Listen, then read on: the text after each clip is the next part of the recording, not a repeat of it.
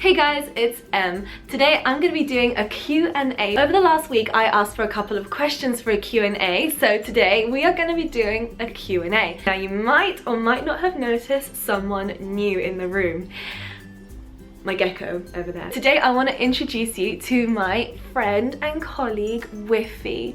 He is a skunk. He's gonna be hanging out with me today just for cuddles. He's come home with me from my work, who lent me him for a couple of days just because I'm missing having a weasel in the house. Also, if you haven't yet, please subscribe to my channel, and also you can find me on Instagram, Facebook, Twitter, and Snapchat and all those other good places using the handle @Emzotic official. Today's Q&A is not particularly specialized. It is kind of a little bit of everything because I am a little bit of everything. My first question comes from John Crofts, and he says, can we really experience anything objectively? We're starting off really deep. I'm going to say that it depends on your levels of empathy, because I think there are some people who truly can experience things and make judgments purely objectively. I can't. I'm always slightly, if not mostly, influenced by my feelings. I'm just a really emotional person. No, I feel too much. I feel everything. What you're feeling right now, sitting where you are, I feel it. Oh, this is a good question. This one's from Flartly. What makes you drawn to the Mustelidae family of animals? For any of you who don't know, Mustelidae are musty weasels, so things like stoats, ferrets, skunks. I don't know, I just kind of only in the last couple of years started to get a real appreciation for mustelids, mostly because I love how tenacious they are. So everything from like the honey badger, who just does not give a shit, all the way to ferrets who are just like bouncy all the time. I don't know, they just have like this attitude. I have never met an animal in the mustelid family which did not have like just oodles and oodles of personality. I mean, look, seriously, mustelids are cute. On Instagram, Gibbonman01 asks, do all these animals I see on your Instagram page live with you, or do they live somewhere else? Kind of a mixture of the two. The bigger animals that you see, they are most likely living at my workplace. I do have a couple of animals who live at home with me. I have a couple of snakes, a couple of invertebrates, a couple of lizards. Of course, up until recently, I had my smelly weasel, Bear, my ferret, who used to live at home with me. He sadly passed away a couple of weeks ago, but yeah, I had a couple of animals here. In the spring, I do tend to have a few more animals because people bring me animals which are found injured or abandoned, like baby foxes or squirrels. I have a hamster in the other room. I had a hamster in this room. That's another just long story. I got given a hamster which was found abandoned in a park, but I'm gonna do a separate video on him sometime later. I haven't got him a silent wheel yet, hence why he's in the other room, because if he's in my room, I just... Why are you wet? I did have him in this room, but I don't have a silent wheel, so I've had to move him just for a few more nights until I managed to find a silent wheel, because if you ever lived in a house with a hamster or tried to sleep in a room with a hamster whose wheel is not silent, it just doesn't go very well. Also, sometimes we have babies at work who need to be hand-raised. For example, when we got Whiffy here, he needed to be socialized, so Whiffy came home to live with me for a couple of months, and we had fun. So much fun cleaning up your poo and getting you litter trained and digging up my carpets. Yes. But now he's just like the best skunk ever. He's just so chilled. So yeah, some of the animals live with me, some of them live at work. Sometimes I borrow them to make videos and to cuddle, because I like to cuddle my animals. Yes. You're squishing my face. I shouldn't put my nose there. I'm gonna be sneezing throughout this entire Q&A. Oh no, that's just rude. I'm not reading that out. That's why do boys have to be so disgusting? No. No, absolutely not. You wanna go for a walk, buddy? Go on, go for a walk. Go on. Off, go for your walk.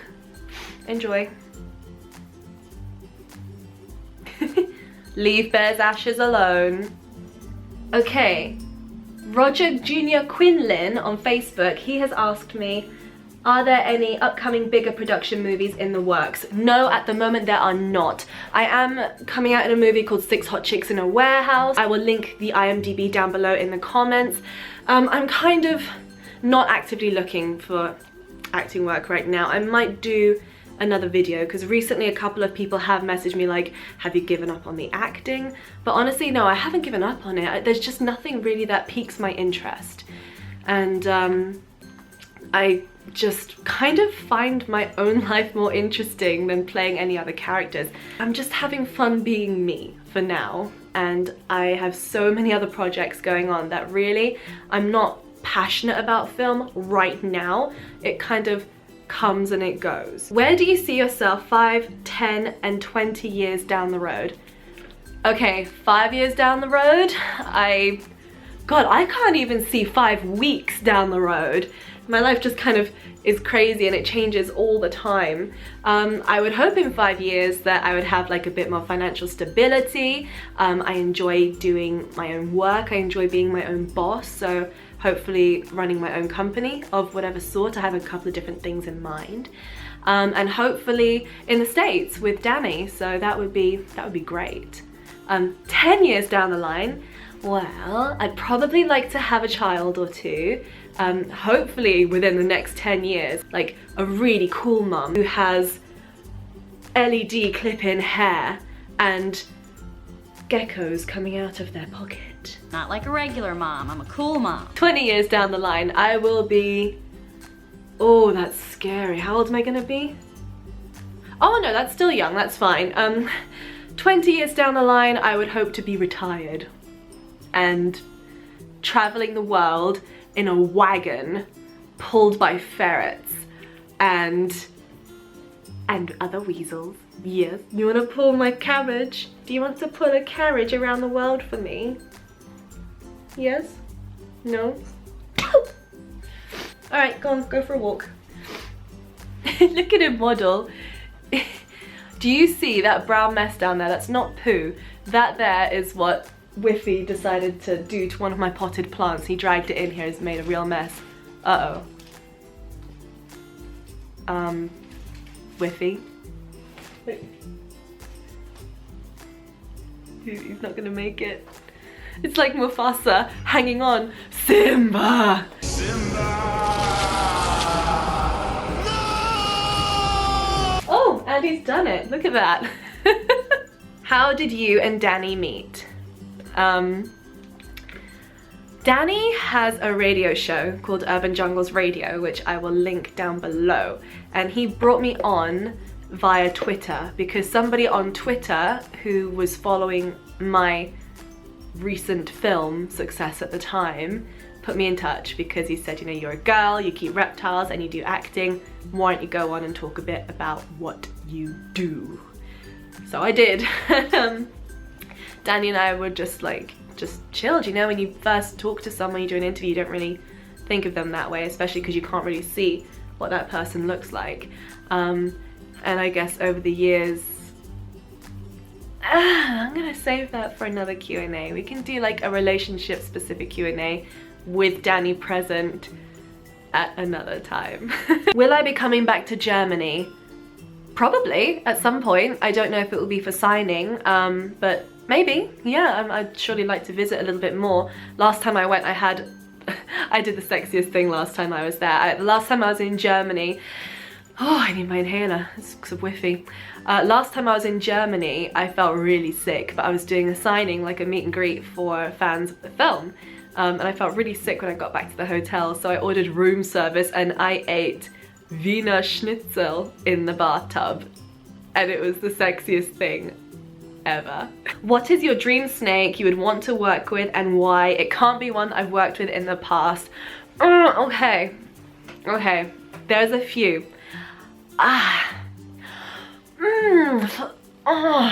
Dream snake. Do you know what? I don't know if I can choose just one because there are so many. I don't know if I'd want to work per se, but I would love to, in the wild, see the Manshangs viper because they are just gorgeous and they kind of hail from where part of my family is from, so it would be amazing to go and look for them in the wild. If you haven't seen what they look like this. I would also, if by work you mean find, I would also like to find a new species. I'd like to discover a new species. Who would win in a fight? This is from my friend Natasha. A robot or a tiger with a gun? A tiger with a gun. From Daniel Paul Mclaughlin. Mclaughlin.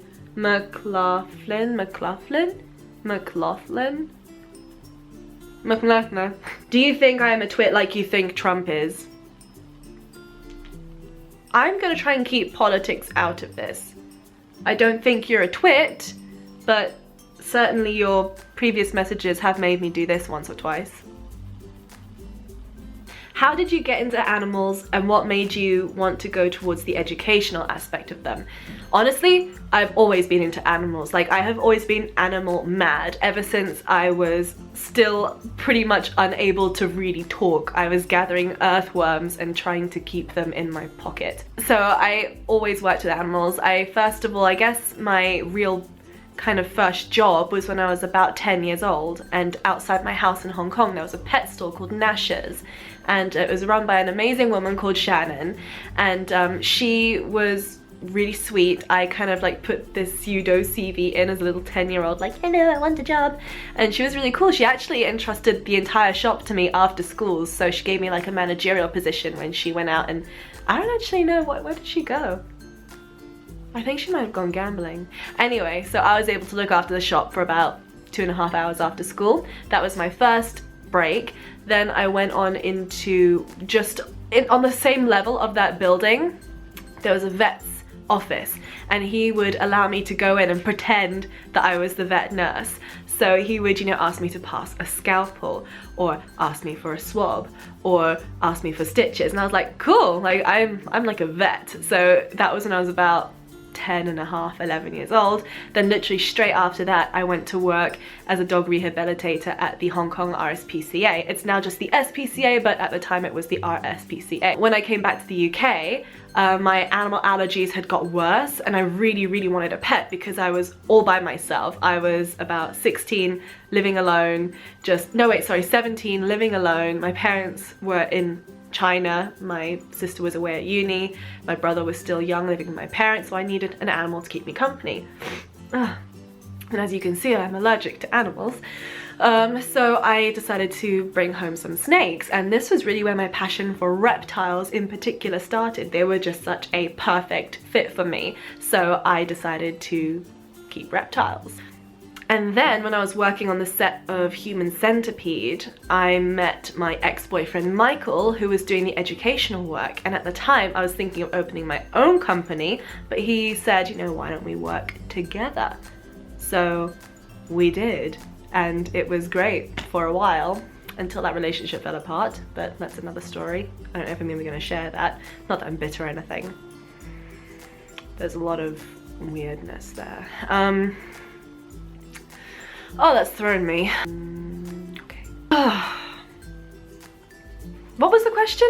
So, Roger, the educational aspect came because as I started working with an educational company, realized how much of a need there was. There are children who don't know that chickens have 2 legs, not 4, and there are children who don't know the difference between a sheep and a cow. I kind of have a few ideas to bring animal education into the 21st century, so watch this space. Ooh, it's another stonker from John Crofts. Are you truly happy? Wow. I need to think about this one for a second.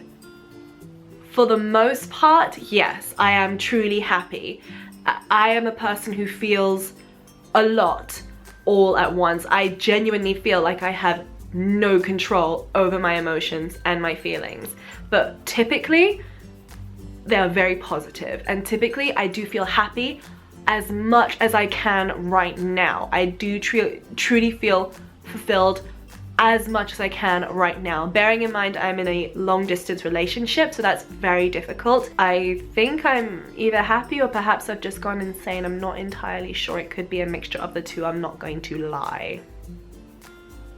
I know it's slightly splitting hairs in a way, but I honestly do believe that you can kind of train your brain to feel more happiness, and certainly I've done that. I mean, there was a point in my life where I was going through a lot and I was just miserable and not a good person to be around at all. Like, I don't even know why my friends still stuck with me, because I was just mean, and actually some of them didn't, so fair play.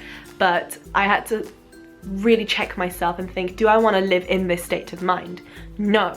So I'm gonna basically try to be as happy as I can. Yes, I do truly feel happy, and I feel happiest when I am, of course, with my Danny, and yeah. And I can't wait to see him in April, and that's gonna be awesome. What is the best morale boosting system for raising nuclear powered ferrets? Well, first of all, I would hope that if you are raising nuclear powered ferrets that you have the appropriate attire, because nuclear energy is very serious. To boost the morale of the ferrets, if that's what you mean, then absolutely. For, I assume, nuclear powered ferrets as well as regular ferrets, you'd probably need something writhing in pain, because weasels like to kill things, so probably a rabbit writhing in pain trying to get away from them but unable to. Maybe like a two-legged rabbit covered in malt extract and taurine. I think that would do the trick. Where do you see the exotic pet trade going in the next few years? Not in a good place, if I'm completely honest with you. I could definitely talk at length, and I probably will in another video, about the state of exotic keeping in the UK, because I'm kind of involved in a few things behind the scenes to do with animal exotic keeping in the UK, and right now I don't think people realize just how close they are to losing their right to keep any exotic pets. There are a lot of organizations out there with a lot of money, I'm not going to name any. The change that I want to see is people really taking the responsibility to monitor and regulate their hobby. So I want to see people in the UK and around the world stepping up and talking to other keepers and breeders and saying, this is not okay, let's sort this out. So if outside people who aren't really anything to do with reptiles come in and see, they wouldn't think, why have you got 400 animals in these little shoe rack boxes stacked up to the ceiling? It doesn't look good.